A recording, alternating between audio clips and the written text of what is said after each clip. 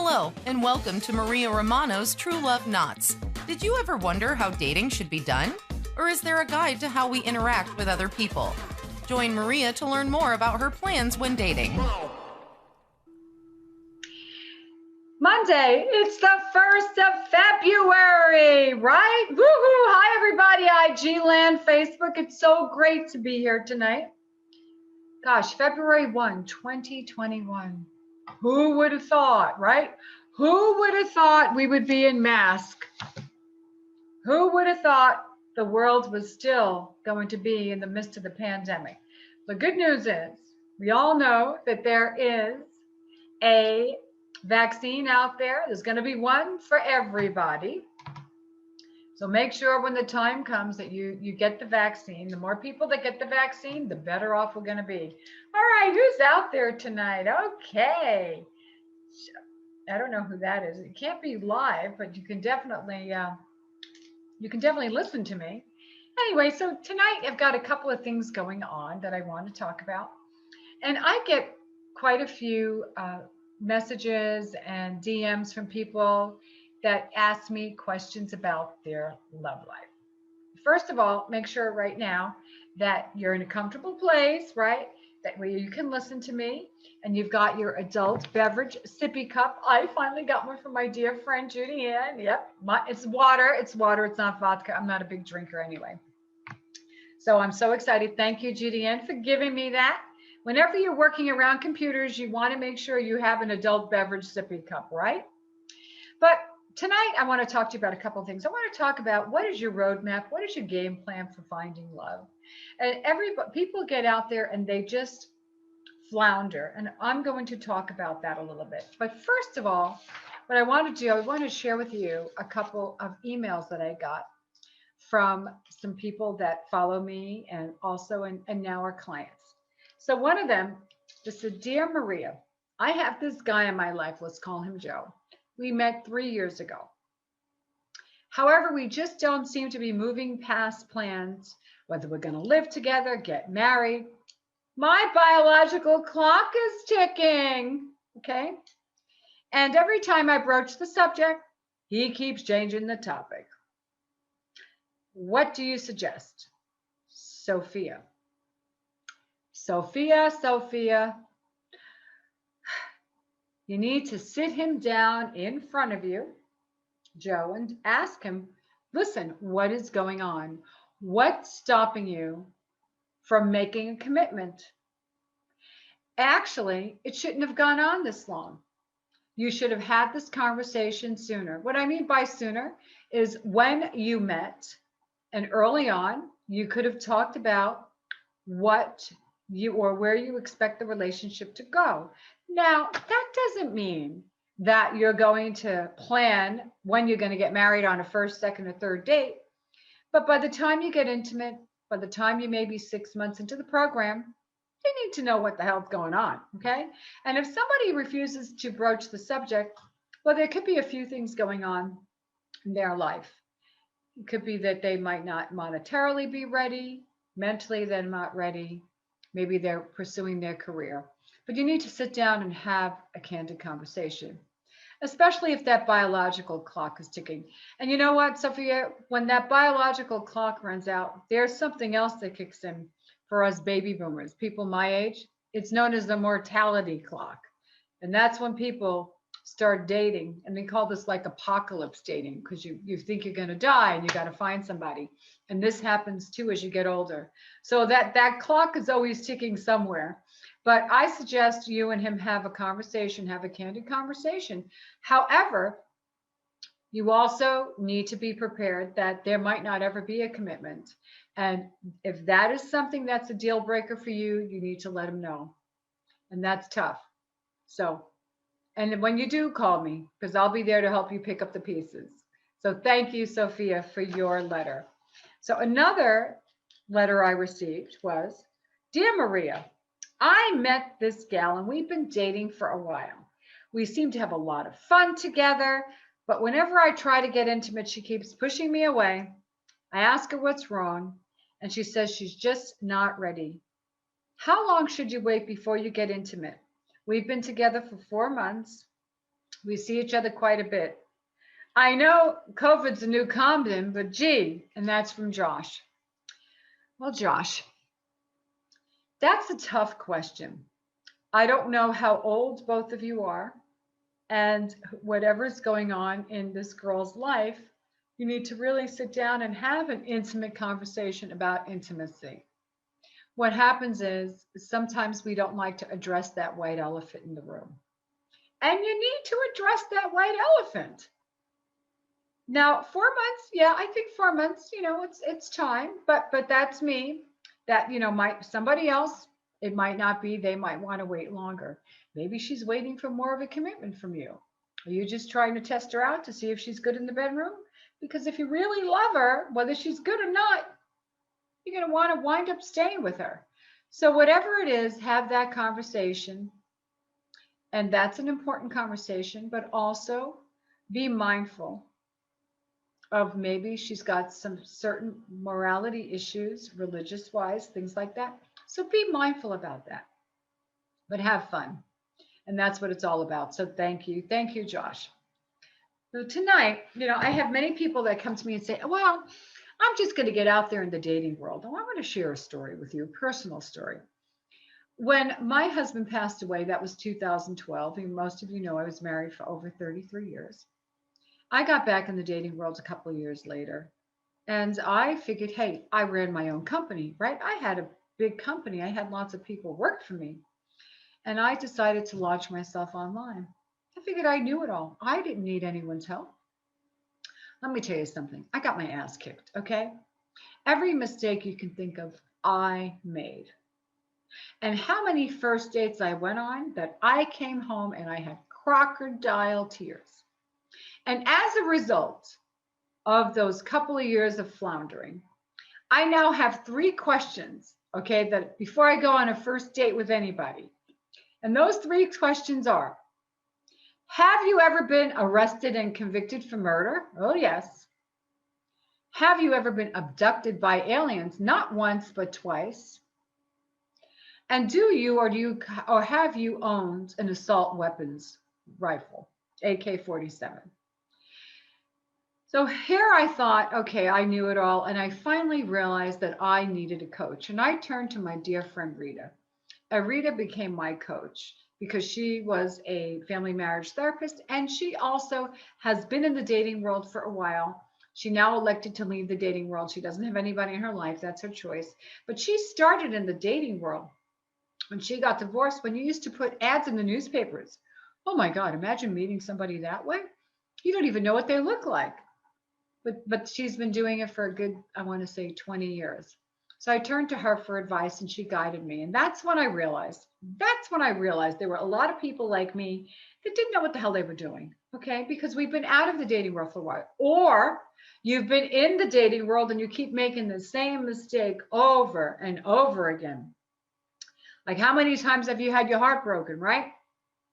How many times, guys, you've been out on a first date and you spent all this money and saying, what was I thinking? So I then from there realized I developed a game plan and a roadmap of how to find love again.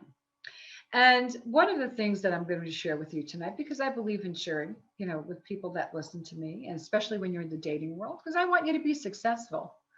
What I'm going to share with you is important. So write this down. If you have any questions, you can email me. You need to really sit down and soul search and think about who you are. And you're probably going to laugh at me and say, the hell do you mean by who you are? Well, probably for most of your life, like me, right? I ran a company. I was president of my own company, right? I was married. I was a Mrs., right? I'm a grandma. I'm a mom. But now I'm at a point in my life, and many of you are, where you don't have to wear those hats anymore. You might have a little bit more freedom. And you've had more privacy and more time to soul search, let's face it, over the last year. All of us have had. I call that come to Jesus talk that we have with ourselves. And you need to figure out who you are and what you want out of life. And that's really the first thing, is knowing who you are, knowing what you want. And when you answer those 2 questions, Because let's face it, what you wanted in 20s and 30s, so on and so forth, you don't want that type of individual anymore. Maybe you're looking for something else, some other type of individual. And then also what you need to do is you need to list your deal breakers. Okay. It's not just saying, I want somebody successful. I want somebody that doesn't live in an apartment, right? I want somebody that's financially stable. I want somebody in good health. Somebody that doesn't overindulge. I mean, we all have our much, but for me, my deal breaker was if you smoked, forget it. Forget it. That was something. Or if you drank too much, that was the deal breaker for me.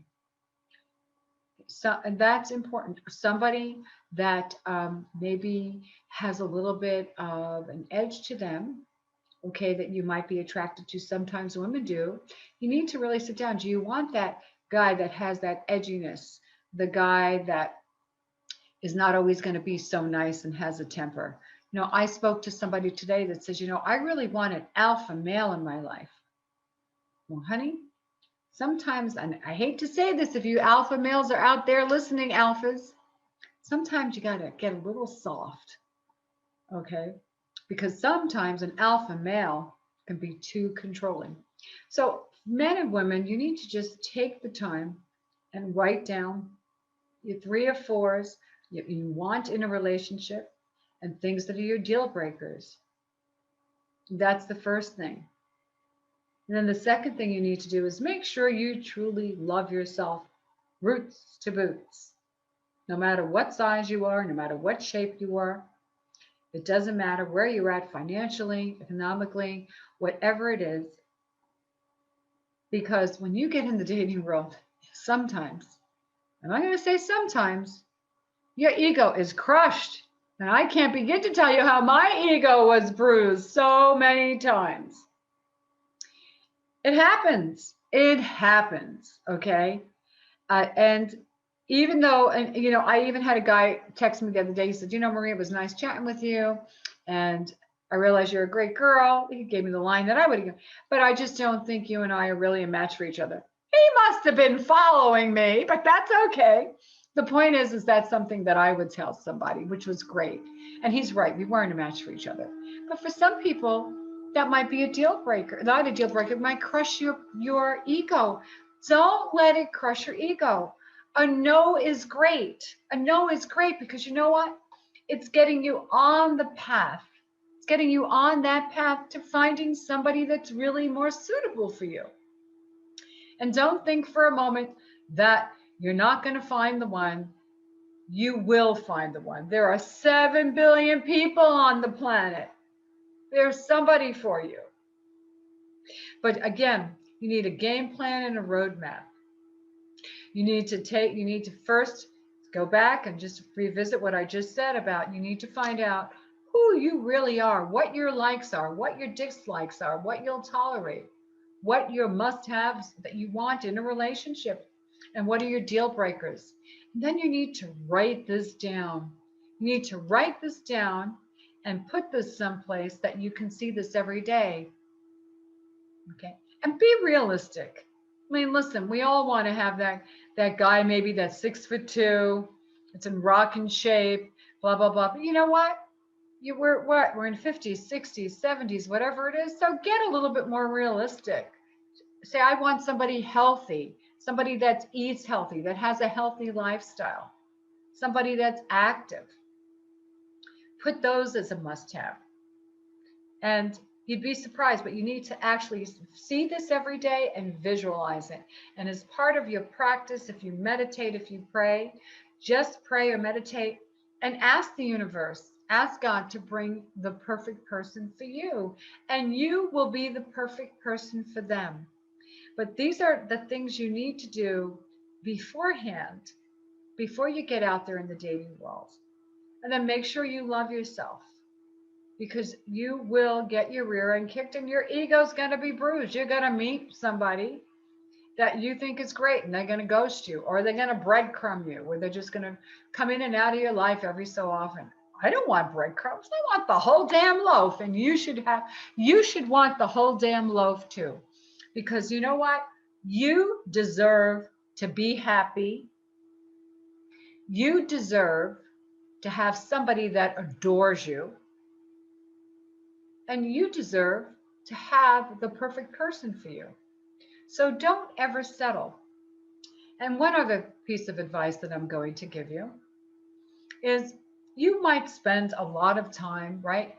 Guys, you might spend money on improving your golf game, right? Or you go out and you buy a fine cigar. Or maybe you gals, you're spending money on getting yourself, in good physical shape. You spend money maybe for fillers or whatever it is you do to make yourself look good. You find the right hairdresser. But when it comes to your love life, why do you leave that up to chance? Why?